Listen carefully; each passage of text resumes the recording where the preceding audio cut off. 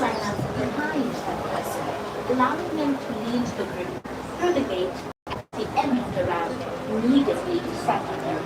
As you approach the loading platform, okay, here we are. that it is divided into plastic zones.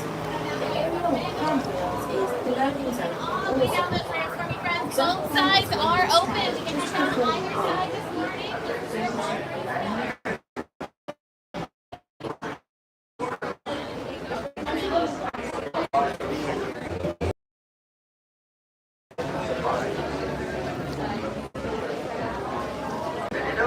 Kilamanjaro Safari. Para su seguridad, permanezcan las manos, brazos, pies y piernas dentro del vehículo. Invita a sus niños. Gracias. Hello everyone. Welcome to Kilamanjaro Safari. Before you begin your trip,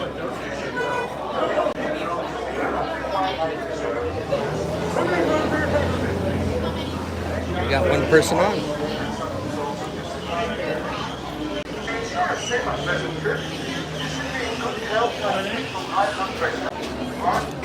Now having a row 6. Row 6? And then row number 6. that could be aggravated by this attention. Expecting others should not ride. Once you board the safari transport, please remain seated with your hands, arms, feet and legs inside, and remember to put your children back.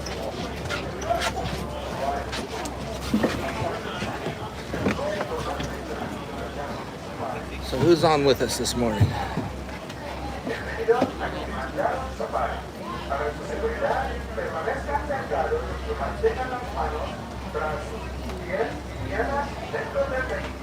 Alright, watch your hands, arms, feet, legs, stretching on the side closed.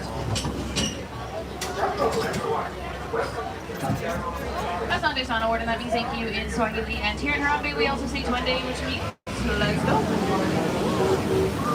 Alright, jump everybody. Good morning and welcome aboard Kilamanjaro Safari. My name is Josie. I'm going to be your guide throughout the Harambe Wildlife Reserve. And as we're heading out there, a couple things we do have to go over very quickly. For your safety, please remember to remain fully seated with your hands, arms, feet, and legs inside of the truck at all times. But that does Morning, cover Darlene. it on that end. So we're going to hang tight for just a moment until we get our final all clear from the warden. But you can look up above your heads. There is an animal spotting guide up there. Thank you. Which will give you a pretty good idea as to what you can expect to see out here. And it looks like there is our all clear. So we're going to be getting our journey started here in the Little Aturi Forest, which is home to some of the more shy and reclusive animals that live here on the reserve. And a lot of them are amazing camouflagers. That's usually their main defense mechanism from predators. And here on your right hand side, first thing is the okapi. And what I want you to notice about them are those beautiful black and white striped legs, because oftentimes those give people the impression that they are related to zebras. But don't let those stripes fool you. The okapi is actually the only known living relative of the giraffe. And we know that because they have very similar skull structures to giraffes, and they both have a very long prehensile tongues. And prehensile is just a very fancy scientific word that means finger-like, so they can use their tongues as an appendage.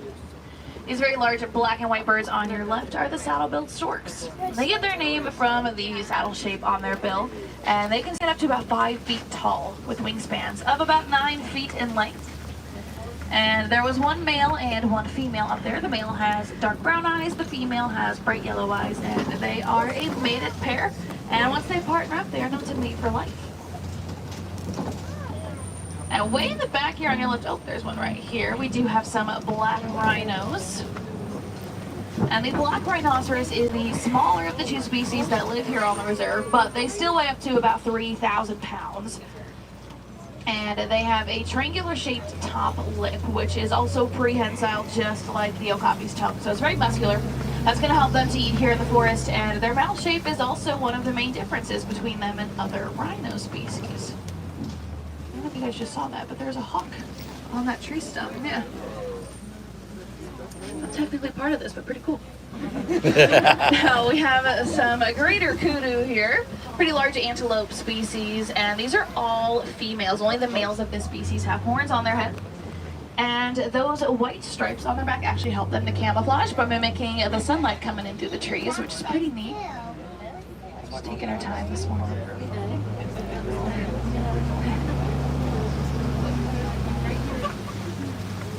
And again, the male greater kudu have about 6-foot-long horns on their heads, so they're pretty easy to identify. But we're going to start heading over into the Safi River Valley now, which is home to some aquatic animals, and we might even find some more land animals that also spend nearly all of their time in and around the water.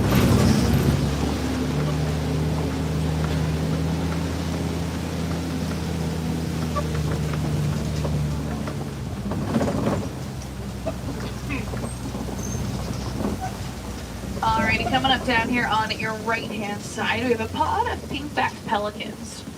And that pink coloration in their name becomes a lot more vibrant on their skin during their mating season. They also have about a 7 to 9 foot wingspan, just like those saddle-billed storks. And if you look closely in the water here by the tree stump, there are 2 hippos as well. And you can just see their noses poking out of the water there. There's the hippos. And I think there's some more over here on your left. These ones might be a little bit more visible.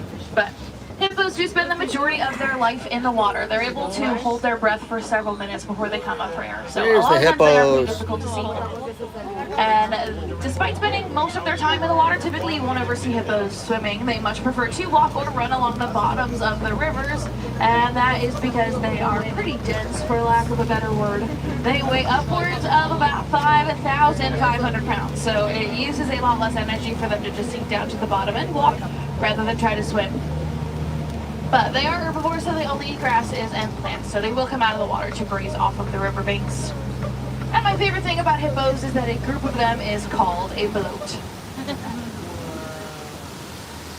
Alright, now as we're heading across this bridge, you might be able to see a Nile crocodile down below. They're like right along this, just over the edge here. So if you're on the right side of the truck, it might be a little bit difficult to see. Let's see if there's anybody else. Oh, there's one. This one's probably much more visible. But the Nile crocodiles are the largest crocodilian species in Africa. They can grow to be about 16 feet long, weigh about 500 pounds. That's a big croc. Giraffe is tall. And if you're able to get your eyes on either of those crocodiles, you might have noticed that they were staying very, very still. They might have looked like statues, but I promise you they are very real. They just don't move around a lot because that helps them to conserve their energy and allows them to go about 7 days without eating. But as you can probably imagine, that is going to work up a very large appetite, so much so that in a single sitting they could consume about half their body's weight worth of food. And again, they can weigh up to about 500 pounds, so pretty impressive. But now you're going to notice a lot of the trees and greenery starting to thin out. That's because we are leaving the forest and heading down into the savanna. And another great sign of that on our right-hand side is a baobab tree. This is a very important part of the savanna ecosystem. And I promise you, at some point today, you have already seen a baobab tree, but you probably called it the Tree of Life. That is a pretty popular nickname that it was given due to its incredible ability to hold thousands of gallons of water.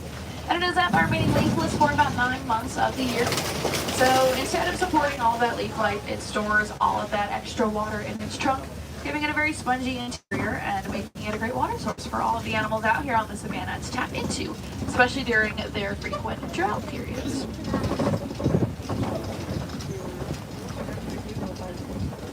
But the savanna is definitely home to some of the most famous animals that live on the reserve, like zebras, giraffes, elephants, and lions. So I do hope you're all excited. So let's see if we can find any animals there. Let's see. I think I see something coming up here on our left. So this is a pretty cool animal. You might not recognize them, but if you look inside of the den, these are the African painted dogs. They do look very similar to hyenas, but they're actually more closely related to domesticated dogs. But they have golden fur with black and white spots, and they each have their own unique spot pattern, which is how they identify each other out in the wild, even over long distances. And I'm sure we can all agree that they are very, very cute, but please don't underestimate them because they are also Africa's most successful hunters. And hunting as a pack, they'll take turns chasing down their prey until their prey is exhausted. So they're very cute, but from a distance. Also, over here on your left, further back towards the tree line, are the sable antelope, the official emblem of the Harambe Wildlife Reserve, so you might recognize them as well. And then they're joined by some Ankole cattle over here. And they have about 6 foot long horns on their heads, so they're kind of hard to miss as well. You're welcome, And Ryan. while that seems kind of heavy to have to lug around on your head all day, their horns are actually hollow on the inside. They have a honeycomb-like structure, and that's going to aid in blood circulation and help them to cool off. So the blood that's up in their horns is cooling off, and then it flows back into the rest of their bodies, so they can lower their internal body temperatures. And those sable antelope were chosen as the emblem of the reserve because, unlike a lot of other antelope species that are a lot more skittish when it comes to predators, they are known to stand their ground and fight back. They use their razor-sharp horns on their head as their main defense mechanism, and the horns actually curve backwards over their bodies, which will prevent any predators from leaping on them from behind. But here we have some Hartman's mountain zebras, and two of these zebras are actually zebra foals. They were born a little bit over a year ago, so they are getting pretty big, but they're still babies. A group of zebras is called a dazzle, and every single one of them has their own unique set of stripes, just like a human fingerprint. But zebra foals are very intelligent, and they have the ability to imprint on their mothers at birth. And very simply, imprinting means they can memorize their mom's stripe pattern so they can pick her out from the herd. And the impressive part is that they can do that within the first 15 to 30 minutes of life. So pretty much right when they open their eyes. So really, really smart.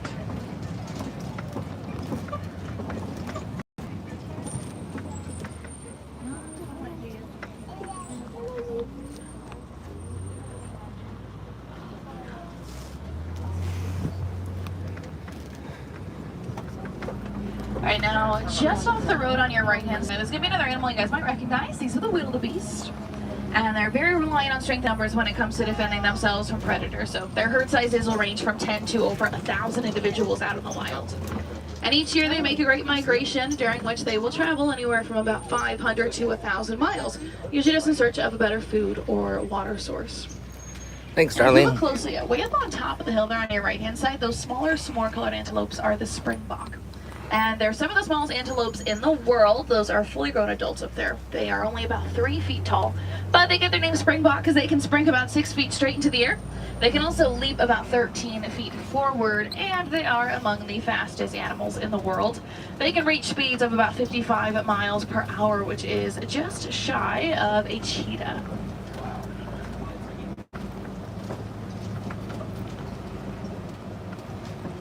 I don't see anything hanging out over here right now, so we're going to keep on moving forward. And up ahead of us, I do see some knocked over trees, and I don't know about you guys, but I can think of only one animal that is both large enough and strong enough to knock over a tree. So I think it's time that we start looking out for some elephants. Heffalumps.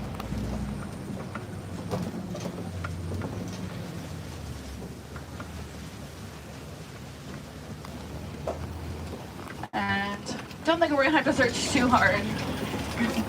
Now, obviously we are in Africa, but another very easy way to identify him as an African elephant is by looking at the shape of his ears. They very closely resemble the shape of the continent of Africa, which is pretty convenient. And you are looking at an adult male African elephant. He weighs over 13,000 pounds. His ears alone are about 6 feet tall, to kind of put into perspective just how big he is. I'll talk about him in just a minute. If you look here on your left, there's actually a mandrill. If you look over by the bushes there, see the male. Now he's going to weigh up to about 100 pounds, and you can see he's pretty bright in color. So they're actually the largest and the brightest monkey species. But that title only goes to the males, really. The females stay between 40 to 50 pounds, and they're also a lot more dull in color. But again, this male elephant is about 13,000 pounds, a little more than that actually, and the females stay around 8,000 pounds. So the male elephants are a lot larger. They're also a lot more solitary and territorial, which is why he's all by himself over here. Typically, the males like to be alone, and larger herds of elephants are made up of females and their offspring. They're going to be led by a matriarch, one of the oldest and wisest females of the group, and she actually starts kicking the males out around the age of 15 or whenever they start showing signs of being territorial. And then after that, they'll live on their own or in loose bachelor herds for the rest of their lives. Once we're all safely across this bridge, we'll see what other animals we can find in this area.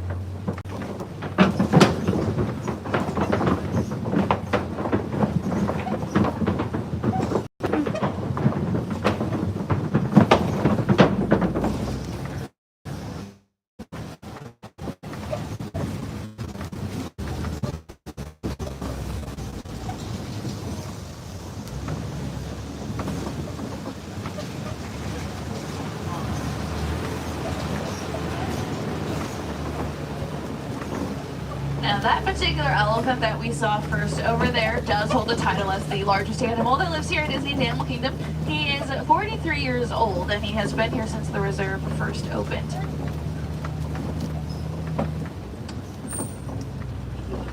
I don't see anything over here yet. I do know for a fact that we're going to be passing by some more baobab trees, and I know we already mentioned how they're named the Tree of Life, but I much prefer to call them the Upside Down Tree, and that is because it looks like they were planted upside down and their roots are growing out of the top of them. And baobab trees do require hundreds of years and a lot of heat to grow to this size, so they really thrive in the savanna ecosystem.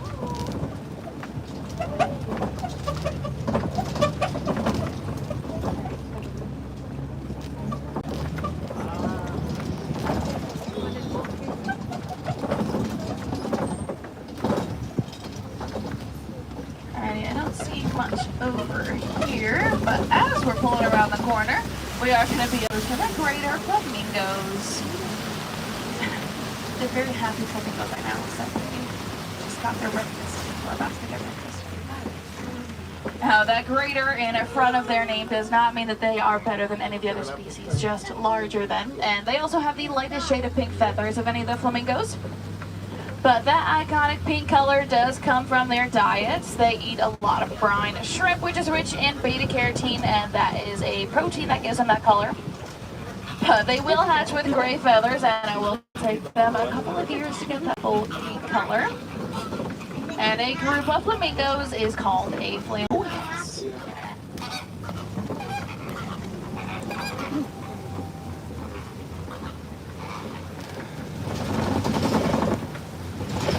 Alrighty, now with that, we are entering the eastern savanna, and across the way, I do see a lot of rocky terrain, which is a great sign that we are going to be passing through big cat territory next year.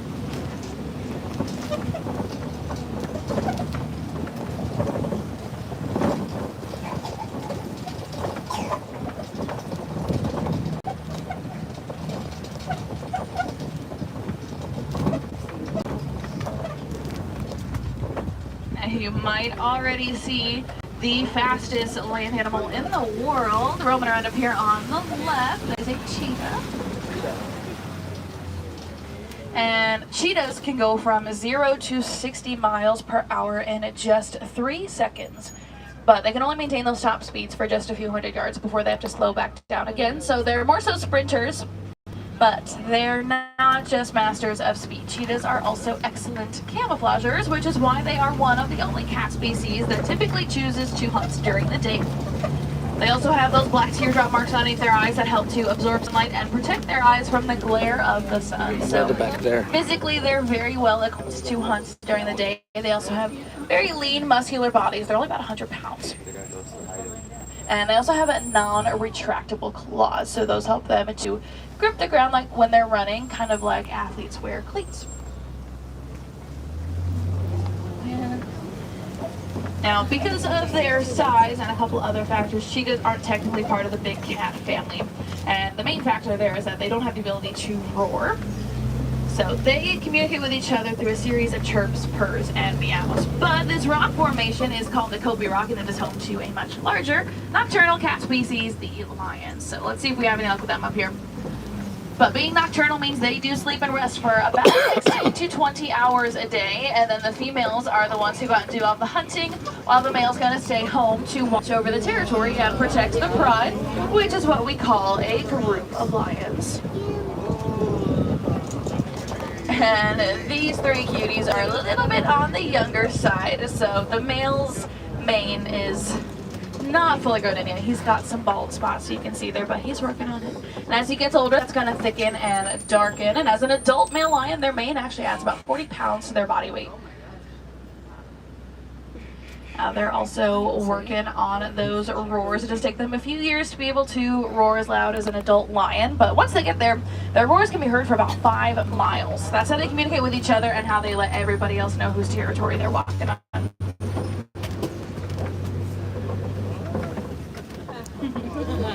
See you.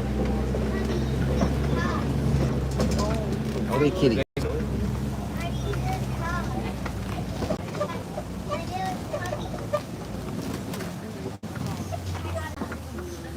And just around the corner here are the lion's best friends, the warthogs.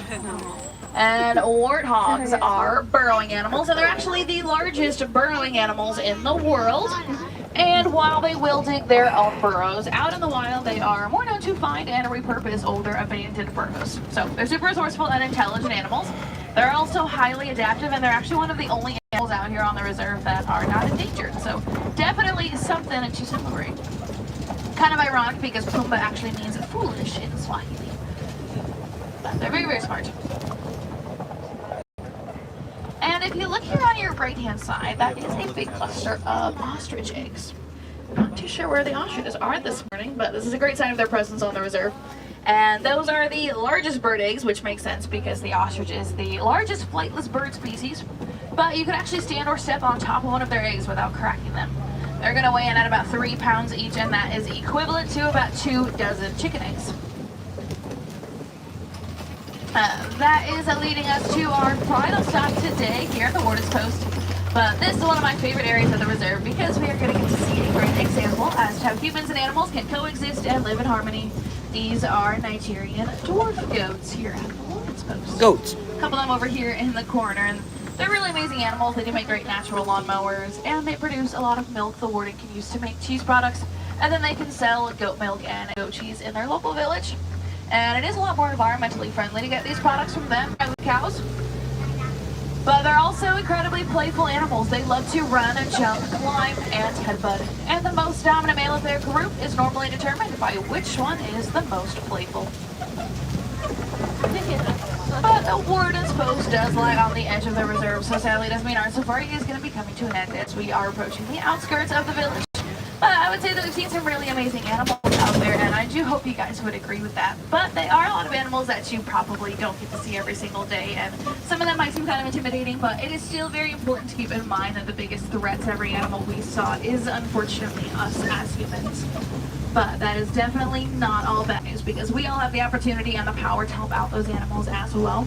And a great way that we can do that is simply by remembering to reduce, reuse, and recycle.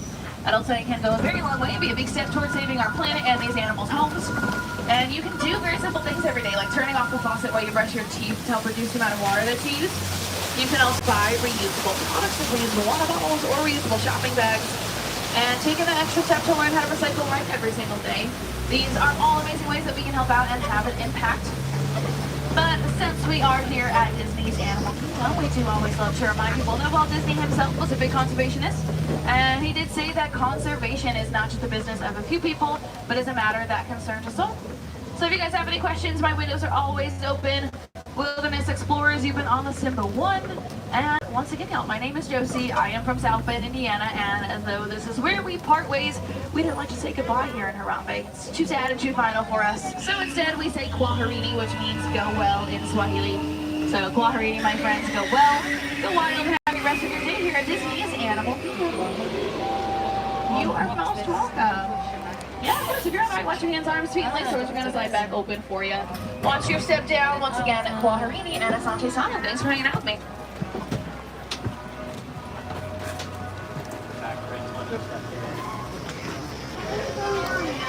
Okay, that does it for this stream. We'll see what else we can come up with as the day goes on.